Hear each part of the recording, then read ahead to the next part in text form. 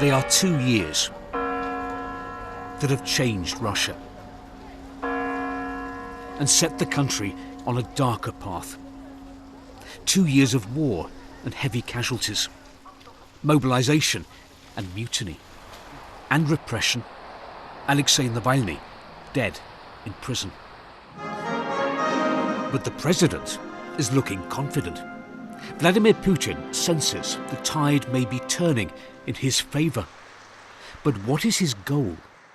He wants this world to live on his own terms. I don't think that he wants to some kind of a takeover of Poland or Baltic states or Western Europe. He needs Ukraine, but this is not enough for him. What is enough for him? This world must accept his rules, must accept his vision of the world.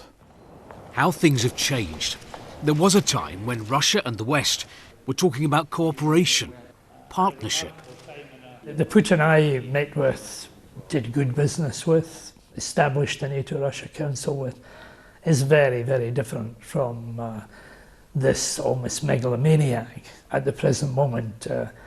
So the man who stood beside me in May of 2002, right beside me, and said Ukraine is a sovereign independent nation state which will make its own decisions about security, is now the man who says that it is not a nation state and that it's got to be wiped off the face of the earth. Vladimir Putin once said to me at a press conference that Russia was squeaky clean. Nothing's changed. The Kremlin continues to claim that none of what's happening today is Russia's fault, that it was the West that started this war.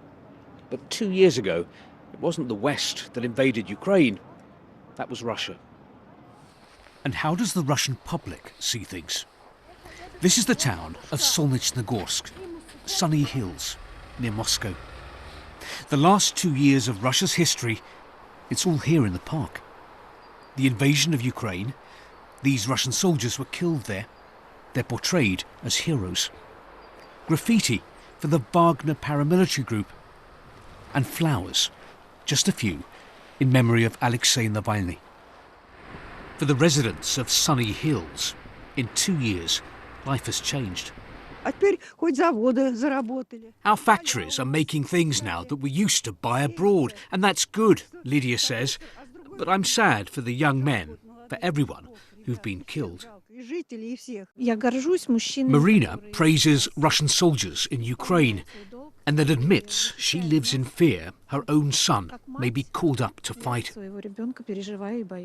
We need peace, she says, so that we don't have to fear what tomorrow will bring. And these 2 years have changed the war memorial on the town square. There's a whole new section.